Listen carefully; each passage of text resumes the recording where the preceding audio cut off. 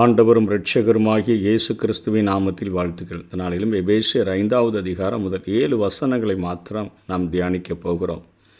1ஆம் வசனத்திலிருந்து 21வது வசனம் வரையிலும் பிரியமான பிள்ளைகளாக, தேவனுடைய பிள்ளைகளாக நாம் அழைக்கப்பட்டிருக்கிறபடியினாலே அந்த தேவனுடைய தொடர்பிலே இருக்கக்கூடிய நம்முடைய வாழ்விலே நாம் அன்பில் நடந்து கொள்ள வேண்டும் என்று சொல்லி முதல் 7 வசனங்களில் பவுல் அப்போஸ்தலன் கற்றுக் கொடுக்கிறார். 8வது வசனத்திலிருந்து 14வது வசனம் வரையிலும் தேவனுடைய தொடர்பில் வாழ்கிற நாம் ஒளியில் நடந்து கொள்ள வேண்டும் என்று பேசுகிறார். அதனைத் தொடர்ந்து 15வது வசனத்திலிருந்து 17வது வசனம் வரையிலும் ஞானமாக நடந்து கொள்ள வேண்டும் என்று கற்பிக்கிறார். அதனைத் தொடர்ந்து 18வது வசனத்திலிருந்து 21வது வசனம் வரையிலும் ஆவியில் நடந்து கொள்ள வேண்டும், அதாவது தேவனுடைய குடும்பத்தில் தேவனுடைய பிள்ளைகளாக மாற்றப்பட்டிருக்கிற நம்முடைய வாழ்க்கையில் அன்பில் நடக்க வேண்டும், ஒளியில் நடந்து கொள்ள வேண்டும், ஞானமாக நடந்து கொள்ள வேண்டும், ஆவியில் நடந்து கொள்ள வேண்டும் என்று போதிக்கிறார். 22வது வசனத்திலிருந்து 24வது வசனம் வரையிலும் மனைவி கணவனுக்கு கீழ்ப்படிய வேண்டும் என்று சொல்லுகிறார். அதனைத் தொடர்ந்து கணவன் மனைவியை அன்பு செய்ய வேண்டும் என்கிற காரியங்கள் தொடர்ந்து இந்த எபேசியர் நிருபத்திற்கு பவுலினால் எழுதப்பட்டிருக்கிறதை நாம் பார்க்கிறோம். இந்த முதல் பகுதியிலே அன்பில் நடந்து கொள்ள வேண்டும் என்று சொல்லி அவர் கற்றுக் கொடுக்கிறதை பார்க்கிறோம். ஆதலால் நீங்கள் பிரியமான பிள்ளைகளைப் போல தேவனை பின்பற்றுகிறவர்களாகி என்று சொல்லி, அதாவது நீங்கள் தேவனுக்கு பிள்ளைகளாக இருக்கிறபடியினால் நீங்கள் எப்படி நடக்க வேண்டும் என்று பேசுகிறார். தேவனுடைய குடும்பத்தில் நீங்கள் பிள்ளைகளாக இருக்கிறீர்கள். ஒரு தகப்பனை பார்த்து அவரை போன்று மகன் நடப்பதைப் போல தேவனை பின்பற்றும்படி அழைக்கப்பட்டிருக்கிறோம் என்கிற கருத்தை சொல்லுகிறார். இதற்கு முந்தின அதிகாரத்தினுடைய அந்த 4வது அதிகாரத்தின் கடைசி வசனத்திலே சொல்லிவிட்டு இந்த பிள்ளைகளைப் போல என்று தொடங்குகிறதை பார்க்கிறோம். அந்த கடைசி வசனத்திலே 4வது அதிகாரத்திலே ஒருவருக்கொருவர் தயவாயும் மன உருக்கமாயும் இருந்து கிறிஸ்துவுக்குள் தேவன் உங்களுக்கு மன்னித்தது போல நீங்களும் ஒருவருக்கொருவர் மன்னியுங்கள். அதாவது தேவனுடைய பிள்ளைகளாக, பிரியமான பிள்ளைகளாக நீங்கள் இருக்கிறீர்கள் என்று சொன்னால், நீங்கள் கிறிஸ்துவுக்குள் தேவன் உங்களை மன்னித்தது போல நீங்கள் ஒவ்வொருவரையும் நீங்கள் மன்னிக்க வேண்டும். ஒரு மன்னிப்பின் சுபாவமுடையவர்களாக நீங்கள் இருக்க வேண்டும் என்று பேசுகிறார். கிறிஸ்துவுக்குள் தேவன் உங்களை மன்னித்திருக்கிறார். மன்னிப்பதற்கு மாதிரியாக தேவன் திகழ்கிறார். இந்த வசனத்தை ஆதாரமாக கொண்டே இங்கே கீழே உள்ள அறிவுரைகளை அவர் கூறுகிறார். நீங்கள் பிரியமான பிள்ளைகளைப் போல என்கிற சொல்லில் ஒரு சிறப்பான ஒரு அர்த்தம் இருக்கிறதை நாம் பார்க்க முடிகிறது. பொதுவாக மனித வாழ்வில் பிள்ளைகள் குடும்ப அந்த பண்புகளை கொண்டிருப்பார்கள். ஒரு தகப்பனைப் போல, ஒரு தாயைப் போல பண்புகள் உடையவர்களாக அவர்கள் காணப்படுவார்கள். தகப்பனுக்கு பிள்ளை தப்பாமல் பிறந்திருக்கிறான் என்கிற பழமொழியை நாம் தமிழிலே கேட்க முடியும். தாயைப் போல பிள்ளை, நூலைப் போல சீலை என்கிற காரியங்களை எல்லாம் நாம் கேட்க முடியும். குடும்பத்தின் பண்புகள் பிள்ளைகளை நிறைத்திருக்கும். அந்த குடும்பத்தின் பெயரை அவர்கள் நிலைநிறுத்த வேண்டும் என்று அவர்களிடம் எதிர்பார்க்கப்படும். ஒரு நல்ல குடும்பமாக இருந்தால், நல்ல சமுதாயத்திலே பெயர் பெற்ற குடும்பமாக இருந்தால், அந்த குடும்பத்தினுடைய பெயரை நிலைநிறுத்துகிறதற்கு அந்த குமாரர்களிடமோ குமாரத்திகளிடமோ அந்த தகப்பன் எதிர்பார்ப்பார். ஆவிக்குரிய வாழ்க்கையில் நாம் நம்முடைய பிதா, அதாவது தேவன் இவ்வுலகத்திற்கு அவர் நம்முடைய பிதா என்பதை நாம் வெளிக்காட்டுகிறவர்களாக வாழ வேண்டும். அவருடைய பிள்ளை என்கிற நம்முடைய தகுதியை நம்முடைய நடத்தையில், அதாவது நம்முடைய பரிசுத்த நடத்தையில், நாம் மற்றவர்களை மன்னிக்கிற அந்த நடத்தையில் நாம் காட்டுகிறவர்களாக நாம் காணப்பட வேண்டும் என்கிற அர்த்தத்தை தான் இங்கே பவுல் பேசுகிறார். அதனைத் தொடர்ந்து கிறிஸ்து நமக்காக தம்மை தேவனுக்கு சுகந்த வாசனையான காணிக்கையாகவும் பலியாகவும் ஒப்பு கொடுத்து நம்மில் அன்பு கூர்ந்தது போல நீங்களும் அன்பிலே நடந்து கொள்ளுங்கள். பிதாவினுடைய மூத்த பிள்ளையாக, அதாவது அவருடைய ஒரே குமாரன் தான். ஆனால் இப்பொழுது நாம் கிறிஸ்துவுக்குள் நாம் புத்திர சுவிகாரத்தை பெற்றிருக்கிறோம். கிறிஸ்துவின் மூலமாக கிறிஸ்துவின் இரத்தம் சிந்தப்பட்டபடினாலே நாம் இரத்தத்தினால் கழுவப்பட்டு இப்பொழுது நாம் புத்திர சுவிகாரத்தை அடைந்திருக்கிறோம். நம்மை தத்து பிள்ளையாக கிறிஸ்துவின் ஸ்தானத்திலேயே ஆண்டவர் நம்மை எடுத்திருக்கிறார். ஆகவே தான் அப்பா பிதாவே என்று கூப்பிட பண்ணுகிற ஒரு புத்திர சுவிகார ஆவியை நமக்கு தந்திருக்கிறார். ஆகவே நம்முடைய மூத்த சகோதரனாகிய கிறிஸ்து என்ன செய்கிறார்?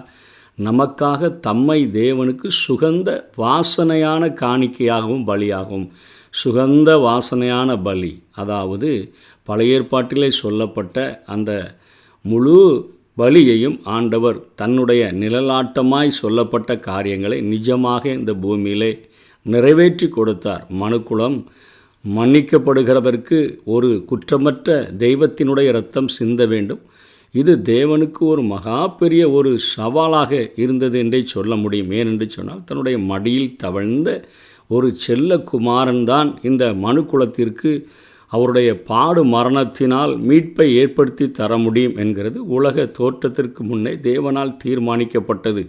அந்த கல்வாரி சிலுவை காட்சியின் முன்னே அங்கே கெத்சமனே தோட்டத்தில் ஆண்டவராகிய இயேசு கிறிஸ்து கதறும் பொழுது இந்த உலக மக்களினுடைய அனைத்து பாவங்களும் அவருக்கு முன்பாக நிறுத்தப்படுகிறது. எல்லா பாவங்களும் உண்மையில் சுமத்தப்பட போகிறது என்கிற ஒரு காரியம். பாவமே அறியாத பரலோகத்திலிருந்து இறங்கி வந்த இயேசு அங்கே திகைத்து போய்த்தான் ஜெபிக்கிறார். பிதாவே, இந்த பாத்திரம் என்னை விட்டு நீங்க கூடுமானால் நீங்கும்படி செய்யும். ஆயினும் என்னுடைய சித்தத்தின்படி அல்ல, உம்முடைய சித்தத்தின்படி ஆக கடவுது. என்ன, இப்பொழுது உலகத்தின் அத்தனை பாவங்களும் என் மேல் சுமத்தப்படும் பொழுது என் அப்பாவின் பிரசன்னத்தை நான் இழக்கக்கூடுமே. ஒரு பக்கம் மனுக்குலத்திற்கு இந்த தண்டனை நிறைவேற்றப்படலைன்னு சொன்னால், தன்னுடைய மரணம் நிறைவேற்றப்படலைன்னு சொன்னால் மனுக்குலம் நிற்கதியாய் நரகத்திற்கு போய்விடும். கொஞ்ச நேரம் அப்பாவினுடைய முகத்தை இவர் இப்பொழுது அது மறைக்கும் பொழுது அந்த வேதனையை, அந்த பிரசனம் துண்டிக்கப்படுகிறதை இவர் அனுபவித்து தான் ஆக வேண்டும். ஒரு பக்கம் மனுக்குலத்தினுடைய அந்த நிற்கதியான நிலைமை, இன்னொரு பக்கம் அப்பாவினுடைய அன்பு. என் பிதா என்னை ஒருபோதும் தனியே இருக்க விடவில்லை என்று சொன்ன அந்த பிதாவினுடைய அன்பு. ஆனால் அந்த நேரத்தில் இவர் மனுக்குலத்திற்காக பிதாவினுடைய அந்த பிரசன்னத்தை கொஞ்ச நேரம் அவர் அதை துண்டிப்பதற்கு தன்னுடைய வாழ்க்கையை ஒப்பு கொடுத்தது மனுக்குலத்திற்கு ஒரு மிகப்பெரிய ஒரு காரியம். அதே போல் பிதாவும் தன்னுடைய குமாரனை, தன்னுடைய செல்ல குமாரனை இந்த மனுக்குலத்திற்கு துடிக்க ஒப்பு கொடுத்த காரியத்தை தான் யோவான் 3:16 பார்க்கிறோம். தேவன் தம்முடைய ஒரே பேரான குமாரனை விசுவாசிக்கிறவன் எவனோ அவன் கெட்டு போகாமல் நித்திய ஜீவனை அடையும்படிக்கு அவரை தந்தொருளி இவ்வளவாய் உலகத்தில் அன்பு கூர்ந்தார். தன்னுடைய ஒரே குமாரனை அங்கே மரிப்பதற்கு ஒப்பு கொடுத்த போது அந்த வேதனையை பார்க்க முடியாதபடி பிதா தன்னுடைய முகத்தை மறைத்து கொண்டாரே. இயேசுவும் பிதாவே, என் தேவனே, என் தேவனே, ஏன் என்னை கைவிட்டீர் என்று கதறுகிற அந்த காரியங்கள் பிதாவிற்கும் தன்னுடைய செல்ல குமாரனா அல்லது இந்த உலகத்தினுடைய மீட்பா, அந்த மகா பெரிய திட்டத்தை இயேசு கிறிஸ்து தன்னுடைய சரீரத்தை காணிக்கையாகவும் ஒரு சுகந்த வாசனையான பலி, அதாவது பலி என்பது மரணத்தை நேரிடக்கூடியதாக இருந்தாலும் செலுத்தப்பட வேண்டிய ஒரு காரியம்.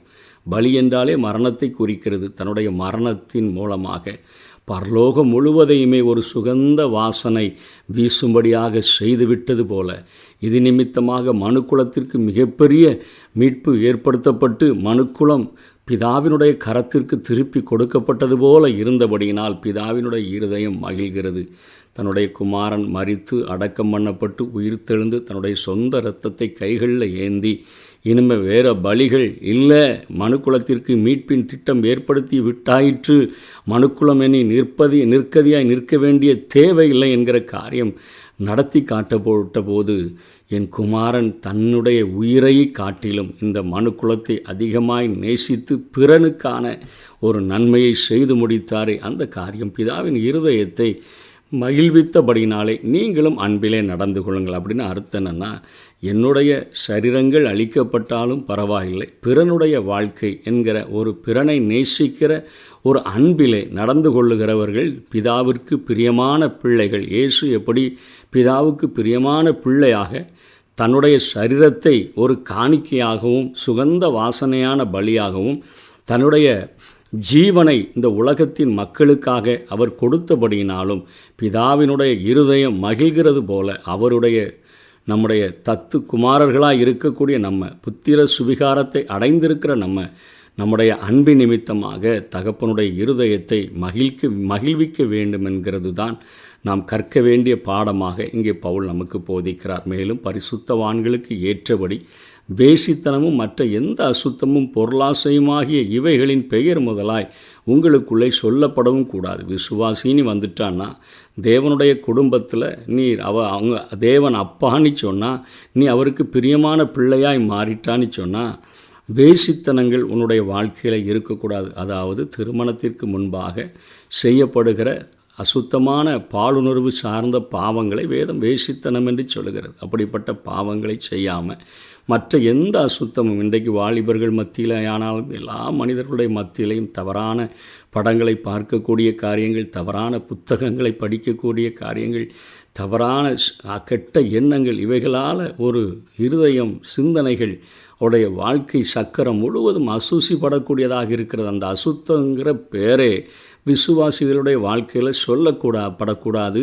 பொருளாசையுமாகிய இவைகள் இன்றைக்கு உலகம் சொல்லுகிற காரியம். பணத்தை மண்ணில் போடு, இல்லைன்னா பொண்ணில் போடு என்று சொல்லி இன்றைக்கு மண்ணிலும் பொன்னிலும் இன்றைக்கு அதை சார்ந்து வாழ்கிறவர் பெண்ணிலும் வாழக்கூடிய ஒரு இச்சையான காரியங்களிலும் விழுந்து அந்த பொருளாசை என்கிற விக்கிரகம் ஆண்டவரை நேசிக்க வேண்டிய இடத்துல எதை வைத்தாலும் அது விக்கிரகம். இவைகளின் பெயர்கள் இன்றைக்கு விசுவாசிகளின் மத்தியில் காணப்படுகிறது. இந்த பெயர் முதலாய் உங்களுக்குள்ளே சொல்லப்படக்கூடாது.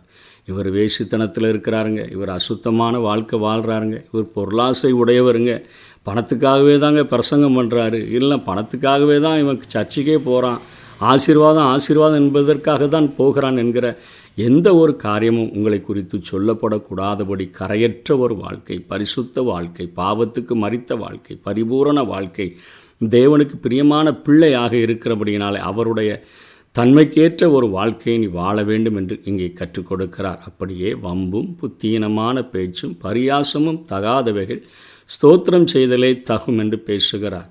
அதாவது வம்பு பேசுகிற பேச்சு, முட்டாள்தனமான பேச்சு, பரியாசம் என்கிற பேரில் அடுத்தவர்களுடைய இருதயத்தை காயப்படுத்துகிற காரியங்கள் இவைகள் இருக்கக்கூடாது. ஆண்டவர் மேலே ஒரு ஆழமான அன்பு, பிதாவின் மேலே அன்பு வச்சிருந்தால் எல்லா சூழ்நிலையிலும் ஸ்தோத்திரம் செய்கிற காரியத்தை செய்வாய், அதுதான் உனக்கு தகுதியானது என்று பேசுகிறார்.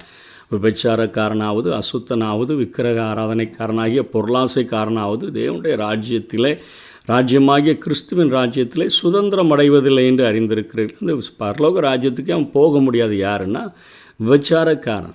அதாவது இன்றைக்கி ஒருவேளை நம்ம இந்த பாவத்தெல்லாம் செஞ்சால் ஆண்டவர் மன்னித்து கூட்டிகிட்டு போயிடுவார், அவர் நமக்கு ஒரு விஷயம் மன்னிப்பு பெற்றுட்டோன்னா இந்த பாவத்தை செஞ்சாலும் பரவாயில்லை என்று சொல்லுகிற பிரசங்கங்கள் ஏராளம் இருக்கின்றன.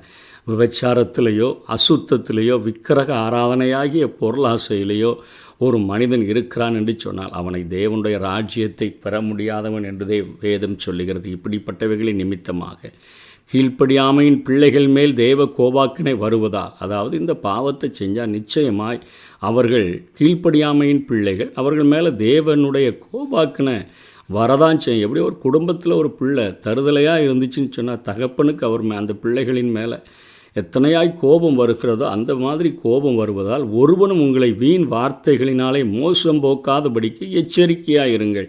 இதெல்லாம் செஞ்சாலும் பரவாயில்ல, பரலோகம் பெறலான்னு சொன்னால் அதை நம்பாதுங்க, அவர்களுக்கு பங்காளிகளாகாது இருங்கள் என்று சொல்லுகிறார். அவர்களுடைய அதில் ஷேரை நீங்கள் வாங்கிக்கிடாதீங்க, அவர்களோடு கூட ஐக்கியப்படாதீங்க. நீங்கள் பரிசுத்தமாய் வாழ்கிறதற்கு பிரியமான பிள்ளைகளைப் போல தேவனுடைய குடும்பத்தில் ஒரு அங்கத்தினராய் நான் இருக்கிறபடினால என் தேவனுக்கு புகழ் சேர்க்கிற, என் தேவனுடைய நாமம் மகிமைப்படுகிற என்னுடைய அப்பிரியமான பிள்ளை தேவனுக்கு பிரியமான பிள்ளையாக எப்படி இருக்கிறான்னு சொல்லி இந்த உலகம் சாட்சி கொடுக்கிற அளவிற்கு வாழ்க்கை வாழ்கிறதற்கு என்னை அர்ப்பணிக்கிறேன் என்று சொல்லி ஒவ்வொரு விசுவாசிகளும் இந்த வாழ்க்கையை வாழ்கிறதற்கு பிரயாசப்பட வேண்டும். கர்த்தர் தாமே நம்மை ஆசீர்வதிப்பாராக. ஆமென்.